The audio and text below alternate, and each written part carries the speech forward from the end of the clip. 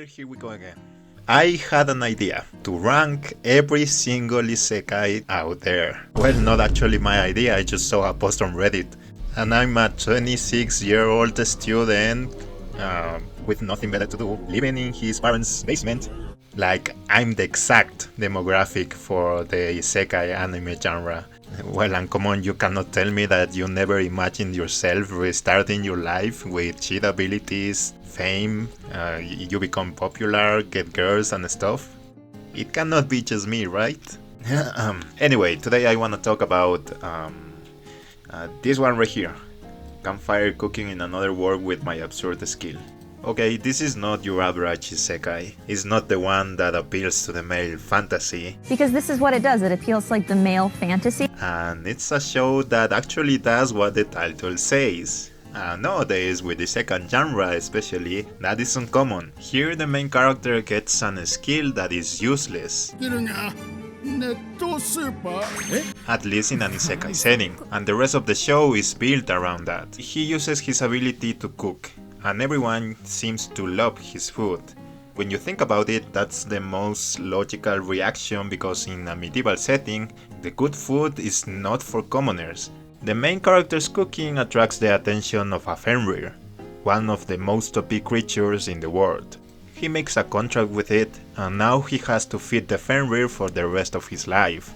That's how we domesticated wolves, by the way. It was all about food. The rest of the show is the main character and the Fenrir traveling around the world, discovering new food, and only stopping when they have to eat, hence the title. This show is good. I liked it.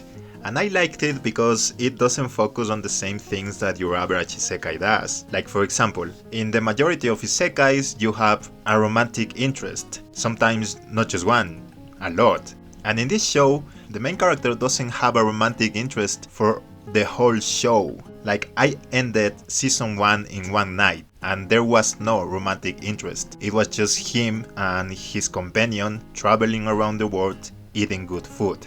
And that's it. This show actually focuses on the cooking, the food part. In each episode you have a scene where the protagonist cooks, shows the whole process for us the viewers, and ends with a reaction to eating that food. These scenes are made so that they leave you with a feeling of wanting more, you know. In each episode you are excited to see what he's going to do next. There's always a new dish to prepare. Here's where the isekai part of the show comes into play. There's always a new dish to prepare because the main character uses ingredients from this new world. Especially meat. That's what makes the show interesting because it combines recipes from this world with ingredients from another. So you end up with dishes like This show makes you feel like one of those camping, cooking, or ASMR videos. Those kind of videos are addictive in their own way. And they are because they make you feel at ease, relaxed. That's how the show made me feel. When I was watching the show, it made me want to go camping with my dog, Outdoor Boys style.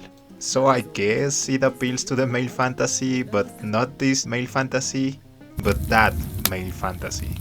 So yeah, if you're an isekai fan that is looking for something new to watch, this is your show. It offers something different from the already established isekai premise, and it does it in a way that leaves you genuinely entertained. And nowadays, with all the stimuli that is around us, this is one of the few shows that manages to do so. Almost forgot that I have to rank this show. This is the purpose of all of this video. So yeah, according to the Reddit post, this is in the amazing section, but I'm gonna use a tier list. So I would put it at A. It was good. Not amazing, but good. So that's it.